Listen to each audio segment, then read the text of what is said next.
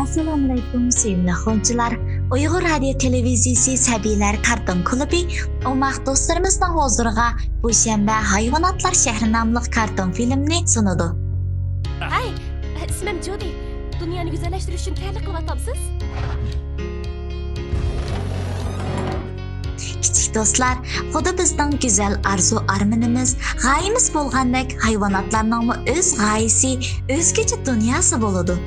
Boshqalarning nurg'un kamsitishlarga uchragan aqlli to'sqan Jodi ana shu o'z tirikchiliklari orqali o'z arzusi bo'yicha hayvonotlar dunyosidagi botir saqchiga aylandi. Ammo saqchi Jodi oldidagi qiyinchiliklarga zodi qanday taqobil turdi? Sizlarmi Jodiga o'xshash qaysar bo'lishni xohlamsizlar?